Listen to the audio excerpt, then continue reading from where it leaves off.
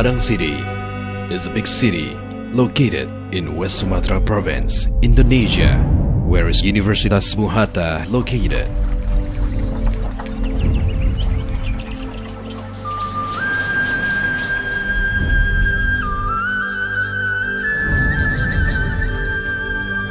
Universitas Muhatta conduct a high-quality teaching and research in a highly academic atmospheres and implementing knowledge, technology, arts, and culture in order to improve society life quality.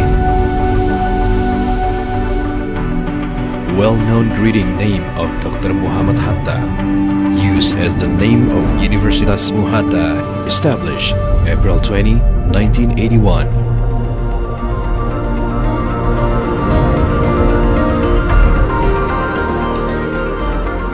Bringing the big name of Indonesia's great patriot, Universitas Muhatta. Assalamualaikum warahmatullahi wabarakatuh. Saya Revaldo Oktara, NPM 18.111.21.1036.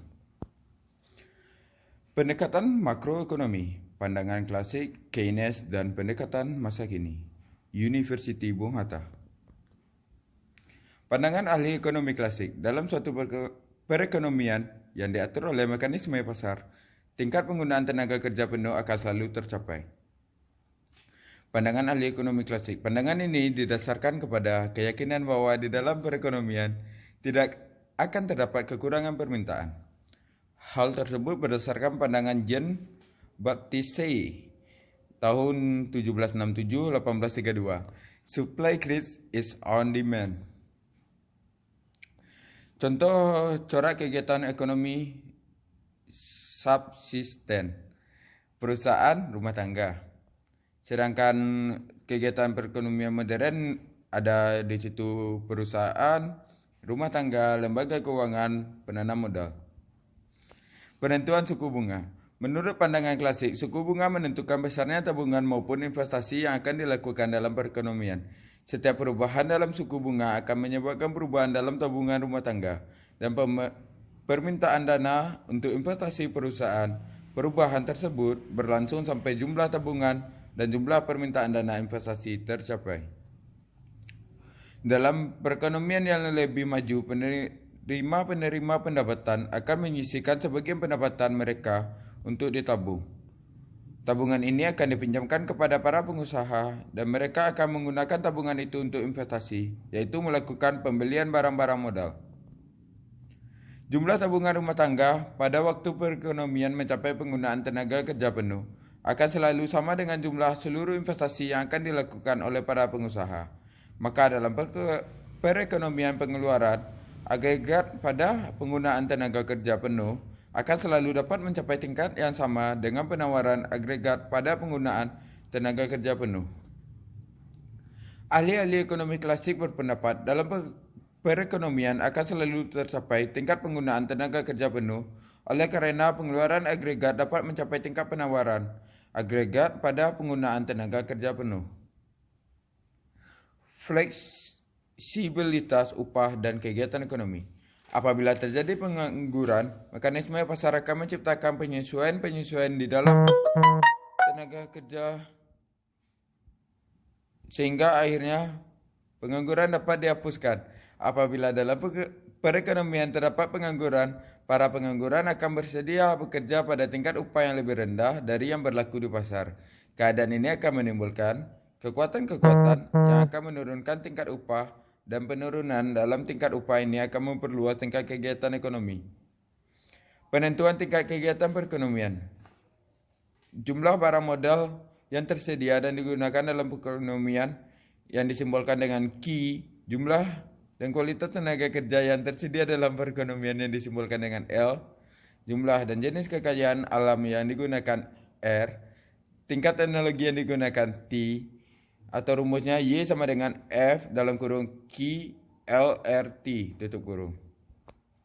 Menurut Keynes, sebaiknya lah yang selalu berlaku yaitu perekonomian selalu menghadapi masalah pengangguran dan penggunaan tenaga kerja penuh jarang berlaku. Kenyataan bahwa suatu perekonomian dapat mengalami pengangguran dan kemerosotan perekonomian yang sangat buruk menimbulkan keraguan-raguan terhadap kebenaran keyakinan. Ahli-ahli ekonomi klasik yang berpendapat bahwa perekonomian selalu mencapai tingkat penggunaan tenaga kerja penuh. Keynes berpendapat, penggunaan tenaga kerja penuh adalah keadaan yang jarang terjadi. Dan hal itu disebabkan karena kekurangan permintaan agregat yang wujud dalam perekonomian. Penentu investasi. Apabila tingkat kegiatan ekonomi pada masa kini adalah mengalahkan dan di masa depan diramalkan perekonomian akan tumbuh dengan cepat, maka walaupun suku bunga adalah tinggi, para pengusaha akan melakukan banyak investasi. Sebaliknya, walaupun suku bunga rendah, investasi tidak akan banyak dilakukan apabila barang-barang modal yang terdapat dalam perekonomian digunakan pada tingkat yang jauh lebih rendah dari kemampuan yang maksimal. Masalah kekurangan pengeluaran agregat. Menurut pendapat Keynes, pada umumnya investasi yang dilakukan oleh para pengusaha adalah lebih kecil dari jumlah tabungan yang dilakukan rumah tangga pada waktu dicapai tingkat penggunaan tenaga kerja penuh. Oleh karenanya, pembelanjaan agregat dalam perekonomian adalah lebih rendah dari produksi barang dan jasa pada tingkat penggunaan tenaga kerja penuh. Kekurangan dalam pengeluaran agregat ini akan menimbulkan pengangguran dalam perekonomian. Perbedaan pandangan mengenai penentu tabungan.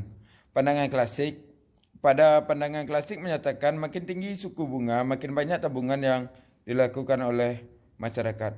Justru hal itu berbanding terbalik dengan pandangan Keynes.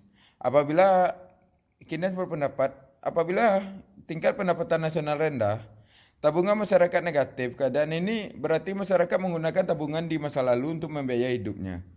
Semakin tinggi pendapatan masyarakat, semakin banyak pula tabungan masyarakat. Kritik Keynes. Keynes berpendapat bahwa tabungan bukan ditentukan oleh suku bunga, tetapi oleh tingkat pendapatan masyarakat. Makin tinggi pendapatan, maka makin tinggi pula tabungannya. Keynes berpendapat suku bunga bukan ditentukan oleh penawaran dana untuk tabungan dan permintaan dana saja untuk investasi. Menurut Keynes, suku bunga ditentukan oleh permintaan dan penawaran uang. Menurut ahli-ahli ekonomi klasik, tingkat upah adalah fleksibel. Hal ini akan menjamin keadaan di mana permintaan tenaga kerja akan sama dengan penawaran tenaga kerja. Oleh sebab itu, kesempatan kerja penuh akan selalu berlaku. Menurut Keynes, tingkat upah tidak fleksibel. Walaupun terdapat banyak pengangguran, tingkat upah tidak akan turun dan pengangguran tetap wujud. Tingkat upah dan kegiatan ekonomi. Kalau dibandingkan pendapat ahli-ahli ekonomi klasik dengan kenyataan yang sebenarnya wujud perekonomian modern, akan dapat dilihat bahwa tingkat upah tidak mudah mengalami penurunan. Sebagian akibatnya pengangguran sangat sukar dihapuskan.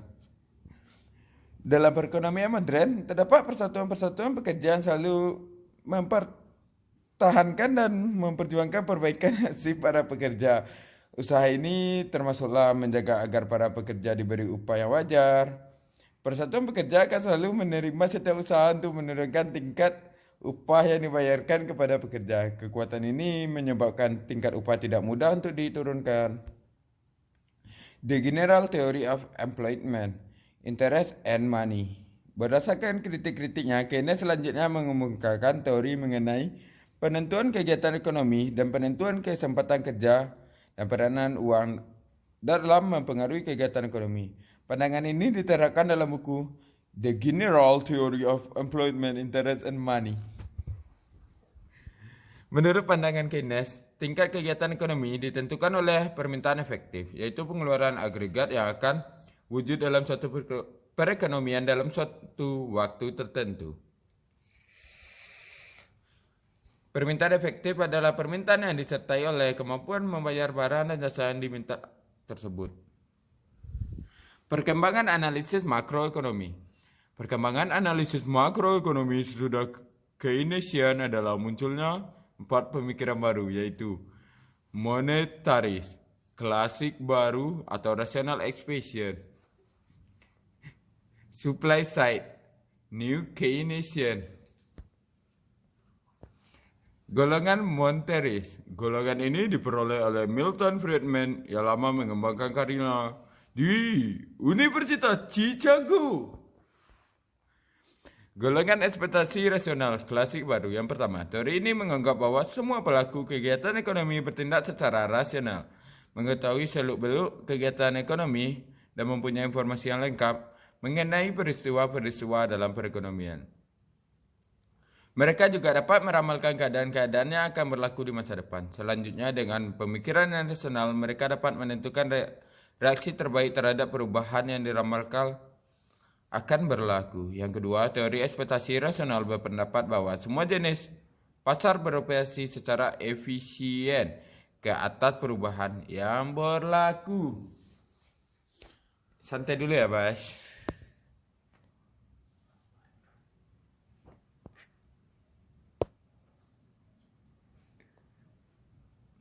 Golongan Keynesian baru.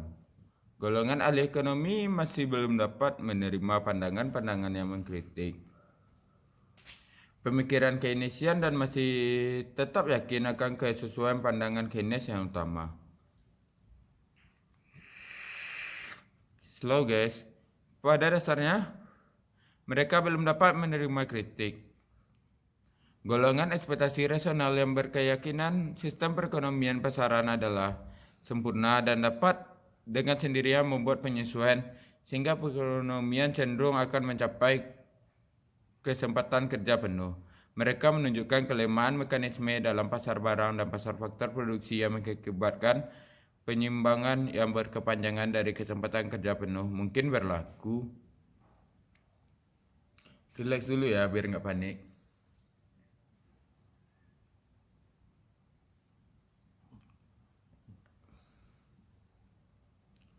Kita bisa lihat ekonomi dari segi penawaran. Kebijakan ekonomi segi penawaran berusaha mewujudkan keadaan seperti berikut. 1. Para pekerja akan bekerja lebih giat dan efisien. Ya, mungkin bisa jadi. Efisien kegiatan ekonomi dapat lebih ditingkatkan, biaya produksi dikurangkan. Cukup rasional ya.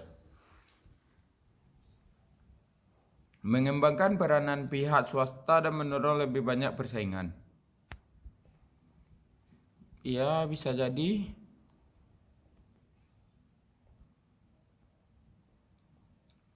Kita balik lagi ke apa tadi ya. Soalnya saya lupa baca tadi. Corak kegiatan ekonomi subsisten. Di situ ada perusahaan dan ada rumah tangga. Alirannya dari perusahaan itu memberikan gaji, upah, sewa, bunga, dan untung kepada rumah tangga. Pendapatan faktor produksi. Sedangkan rumah tangga itu memberikan pengeluaran rumah tangga atau konsumsi kepada perusahaan ya, atau barang dan jasa yang langsung jadi sih. Cara kegiatan perekonomian modern itu terbagi ada 4 sektor di dalamnya, yaitu perusahaan, rumah tangga, lembaga keuangan, penanaman modal.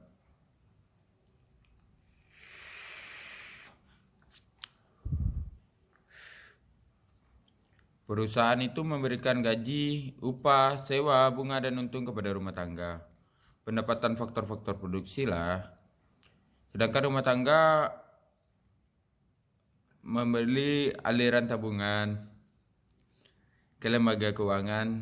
Lembaga keuangan memberi pinjaman ke penanaman modal. Penanaman modal melakukan investasi kepada perusahaan. Bedanya dengan yang klasik tadi, di sini terdapat penanaman modal, ada lembaga keuangan. Mungkin segini yang bisa saya sampaikan untuk hari ini. Jika ada salah, saya mohon maaf. Saya sudahi dengan wabillahi taufik wal hidayah. Wassalamualaikum warahmatullahi wabarakatuh. Saya Revaldo Utara pamit undur diri. Hidup mahasiswa.